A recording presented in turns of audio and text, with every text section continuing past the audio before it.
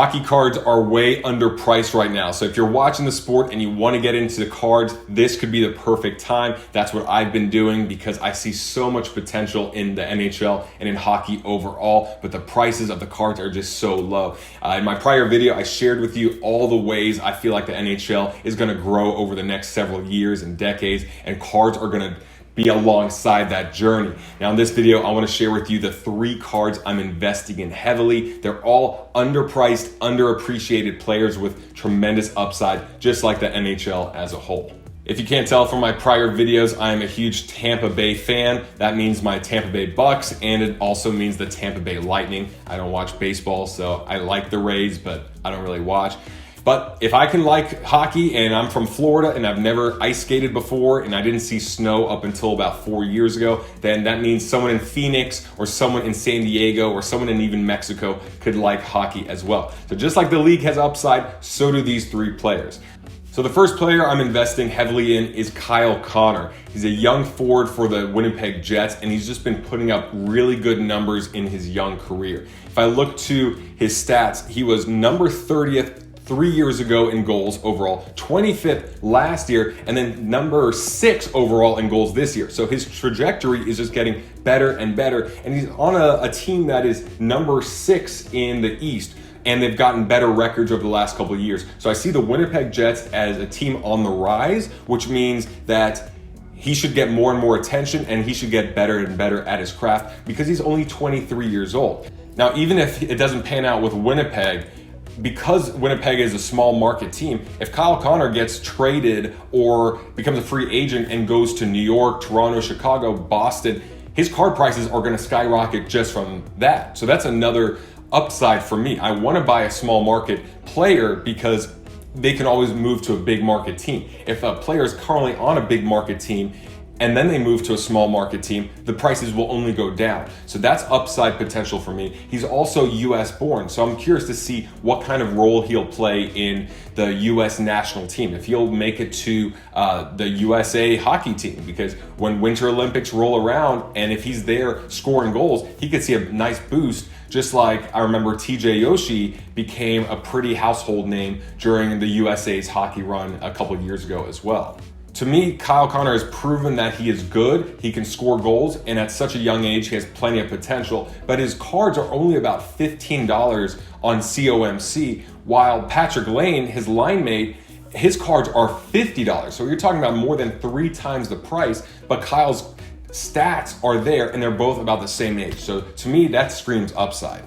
The second guy I'm investing in is Sebastian Aho. I don't know if it's pronounced Aho, whatever it is, but he's a young dude from the Carolina Hurricanes, only 22 years old, but his stats are also on fire. Last 3 years, he's had goal scoring ranks of 38 3 years ago, then 41, and then this year, the 7th highest in goals. And he plays for the Carolina Hurricanes, which means, again, small market team, gets overlooked, but they are number 6 in the East overall. So that means they could make a playoff run. That means because he's so young, they could be in the playoffs for the next several years, maybe win a cup, hopefully never beat my Tampa Bay Lightning, but that's just room for growth right there. Also, he signed through 2024, and then he'll become a free agent if he doesn't extend, which again, that just means a couple of years before he could say, hey, screw it, I'm going to New York, I'm going to Toronto, I'm going to Chicago. And just from that movement right there, he'll see a lot of interest in his cards, just like all the other players do as well. By the way, 22 years old means he has 10, 12 years of growth. He has 10 to 12 years to eventually win a championship. Some other star gets traded to Carolina, which boosts his sales, boosts his stats. A lot can happen in 10 plus years, but with the stats he's already shown, I believe that he'll be in this league for a long time. And at cards that are only $15 on COMC and eBay, I'd say gobble him up because it's just not going to go down from here unless he has some horrific injury or gets a DUI and gets kicked out of the league for 5 years. But if that doesn't happen, I just see plenty of upside. Last but not least, I have to circle back to my Tampa Bay Lightning, who I hope to God will win a championship this year and next year and the year after and not choke like they did last year, which was just so painful to watch.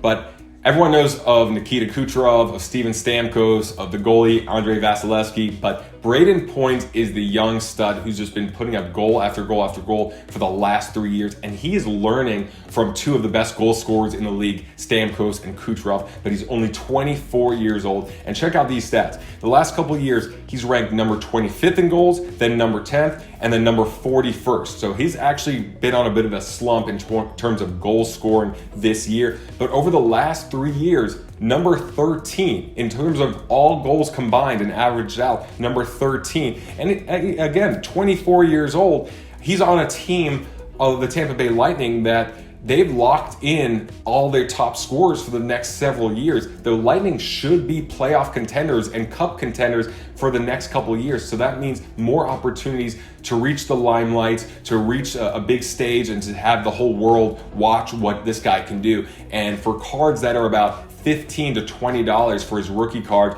I think that's a great deal. Also, he becomes a free agent in 2023. So if the Lightning don't re-sign him, again, he can go to a big market team and see an immediate jump in his prices just from that. Now, when you compare his cards to someone like Nikita Kucherov's cards are going around $90 for his Young Guns rookie card. And that's what I'm using here for comparison. The Young Gun is pretty much just the standard. It's like the prism of hockey. So $90 for Nikita Kucherov, who is probably a Hall of Famer in the future if he keeps things up. He is a stud. He is a high goal scorer. But $18 versus $90, I could easily see Brayden Point's cards doubling, tripling, and going up to $40, $60, $80 a lot easier than I see a $90 card of Nikita Kucherov doubling and tripling.